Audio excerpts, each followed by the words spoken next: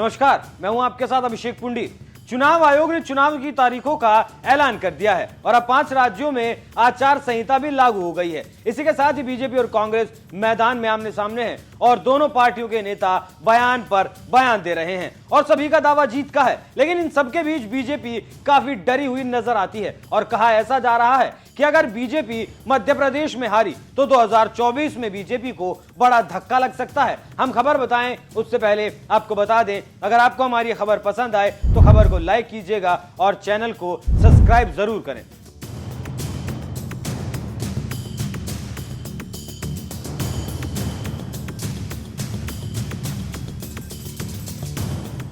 मध्य प्रदेश विधानसभा चुनाव की तारीखों का ऐलान कर दिया गया है और मध्य प्रदेश में एक ही चरण में मतदान भी कराया जाएगा और वो तारीख है 17 नवंबर।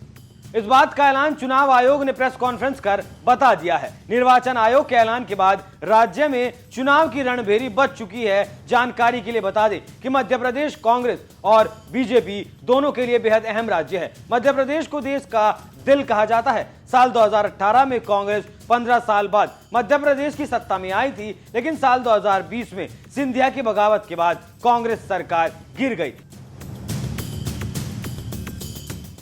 गुजरात के बाद सबसे ज्यादा वक्त तक बीजेपी शासित राज्य मध्य प्रदेश ही है। कर्नाटक में जीत के बाद मध्य प्रदेश से कांग्रेस को उम्मीद है। कांग्रेस कमलनाथ के नेतृत्व में, जबकि बीजेपी सामूहिक नेतृत्व में चुनाव लड़ने की तैयारी कर रही है। सीट की अगर बात करें तो साल 2018 में मध्य प्रदेश में 10 सीटों पर हार जीत का अंतर 1000 से भी कम वोटों का रहा था, जिसमें से 3 बीजेपी जीतने में कामयाब रही थी और 7 पर कांग्रेस ने जीत दर्ज की थी। वहीं 8 सीटों पर हार जीत का अंतर 1 से 2000 के बीच रहा था। इसमें से 5 बीजेपी और 3 कांग्रेस ने जीती थी। उसके अलावा 12 सीटों पर हार जीत का अंतर 2 से 3000 के बीच था। इसमें भी 6 बीजेपी और 5 कांग्रेस के हाथ लगी थी और एक बीएसपी भी जीतने में कामयाब रही थी। इसे समझा जा सकता है कि कांग्रेस और बीजेपी के लिए मध्य प्रदेश कितना अहम है और क्यों है, क्योंकि इन सीटों पर मध्य प्रदेश की जो सीटें हैं, विधानसभा सीटें हैं, यहां चुनाव का जो हार जीत का नतीजा है वो बेहद ही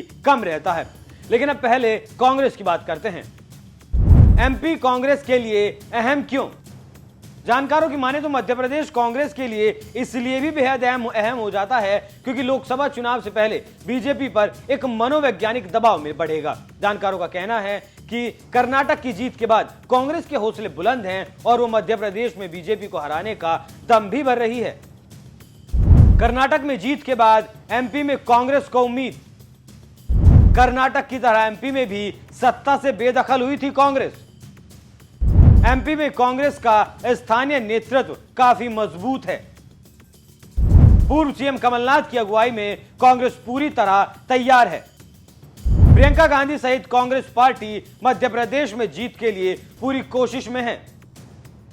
लोकसभा चुनाव से पहले चुनाव जीतकर बीजेपी के खिलाफ माहौल बनाने का बड़ा मौका है। तो आप समझ गए होंगे कि क्या कारण है कि कांग्रेस मध्य प्रदेश क्यों जीतना चाहती है। वहीं अब बताना चाहते हैं कि आखिर बीजेपी मध्य प्रदेश को क्यों बरकरार रखना चाहेगी। गुजरात के बाद मध्य प्रदेश बीजेपी का शासित राज्य रहा है। राज्य में आने वाली 29 लोकसभा सीटें बीजेपी के लिए अहम हैं।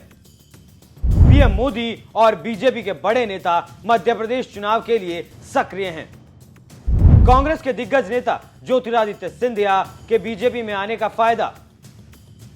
एमपी में बीजेपी 90 के दशक से ही काफी मजबूत है। 2018 की तरह तीनों हिंदी भाषी राज्यों में बीजेपी हार नहीं चाहती।